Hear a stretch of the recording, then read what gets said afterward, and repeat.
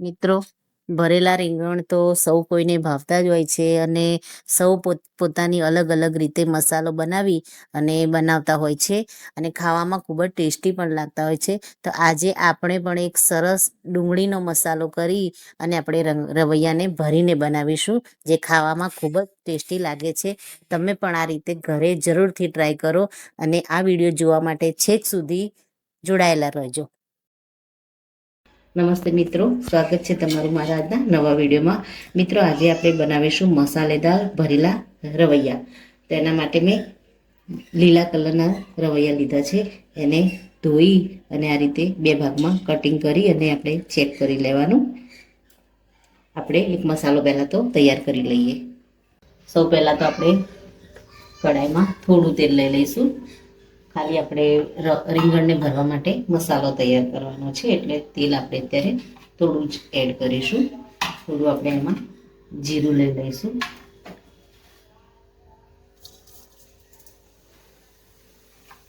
જીરું થોડું ચટકે ત્યારબાદ એક મીડિયમ સાઇઝની નાની ડુંગળી એકદમ ઝીણી અને બારીક સમારી અને આપણે લેવાની છે. મરચી કટરમાં કટ કરીને પણ તમે લઈ શકો છો.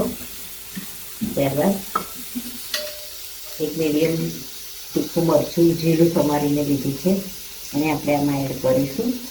અને 4 થી 5 કળી લસણની આપણે ઝીણી સમારેલી એને પણ આપણે આની અંદર એડ કરી દઈશું.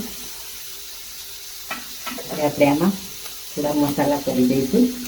સૌથી પહેલાં આપણે મીઠું એડ કરી દઈશું. અત્યારે આપણે મસાલાના ભાગનું જ મીઠું એડ કરીશું. મસાલાને આપણે થોડા શેકી લઈશું તેલમાં.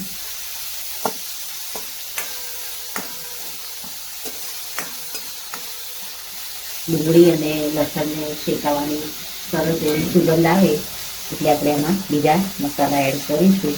નહીં તો આપણે તેલ ઓછું રેડવું જોઈએ, મસાલા બળી જશે. મિત્રો, ડુંગળી અને લસણ મરચાં સરસ એવા શેકાઈ ગયા છે. આપણે હવે એમાં થોડા મસાલા કરીશું. સૌથી પહેલાં તો આપણે કાશ્મીરી લાલ મરચું લઈ લઈશું 2 ચમચી. 1 ચમચી આપણે મીડિયમ તીખું મરચું લઈ લઈશું. થોડી આપણે હળદર એડ કરીશું. ધાણા પાવડર આપણે લઈ લઈશું. બંધ કરી દઈશું.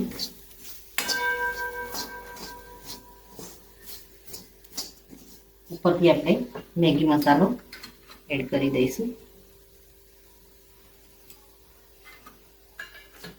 ત્યારબાદ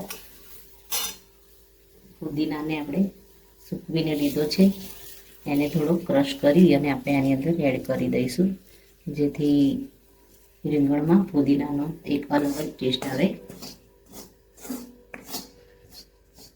મસાલો એકદમ રેડી થઈ ગયો છે.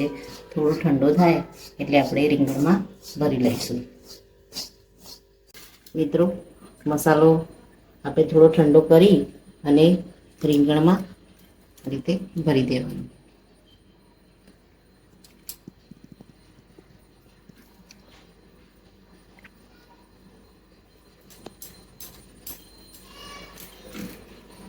મિત્રો, રીંગણ આપણે સરસ એવો મસાલો આની અંદર ભરી દીધો છે. હવે આપણે વઘારી લઈએ. મિત્રો, આપણે કઢાઈમાં તેલ લઈ લઈશું.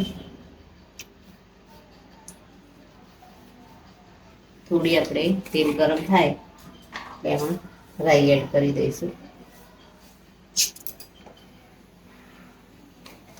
રાઈ થોડી અંદર ફૂટી જાય એટલે આપણે લીમડાના પાન એડ કરી દઈશું. એમાં રાઈ સરસ ફૂટી ગઈ છે. ગેસને આપણે હવે થોડું મીડિયમ કરી દઈશું.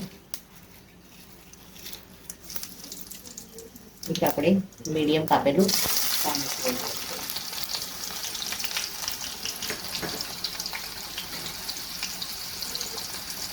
આપણે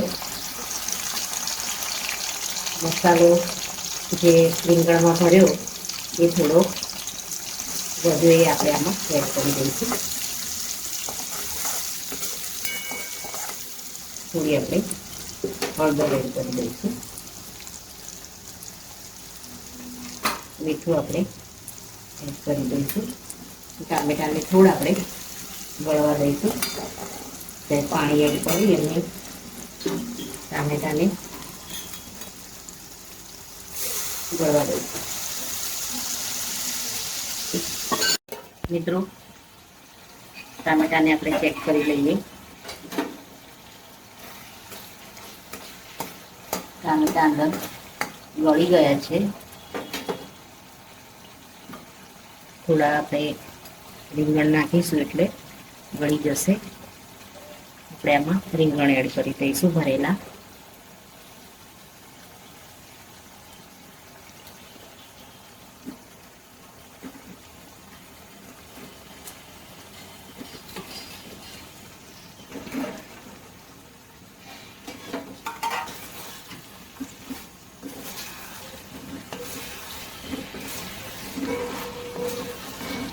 બરાબર ચલાવી અને ધીમા તાપે આપણે રીંગણને સોફ્ટ થવા દઈશું. ત્યારબાદ ચેક કરી અને પછી આપણે થોડું પાણી એડ કરીશું. મિત્રો, આપણે શાકને ચેક કરી લઈશું. રવૈયા એકદમ સરસ 70 થી 80% કૂક થઈ જ ગયા છે.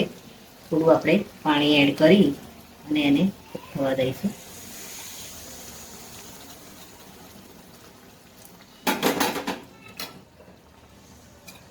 અને 5 થી 7 મિનિટ આપણે એને સરસ એવા સોફ્ટ થવા દઈશું. મિત્રો, શાકને આપણે ચેક કરી લઈશું. રીંગણ સરસ એવા કૂક થઈ ગયા છે.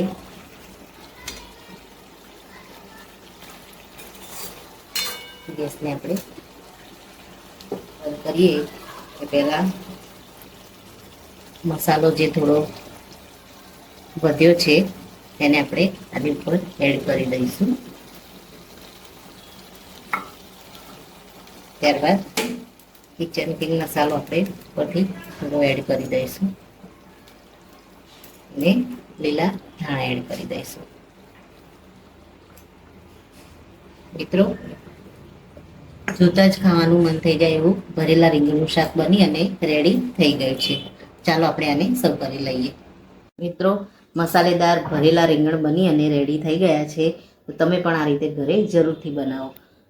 આ સાથે મારો વિડીયો પૂરો થાય છે. જો મારો આ વિડીયો તમને ગમ્યો હોય તો લાઇક, શેર અને સબસ્ક્રાઈબ કરવાનું ભૂલશો નહીં. અને કમેન્ટમાં જરૂરથી લખો કે મારી આ રેસીપી તમને કેવી લાગી. ફરી મળીએ નવા વિડીયો સાથે. ત્યાં સુધી આવજો. Thank you.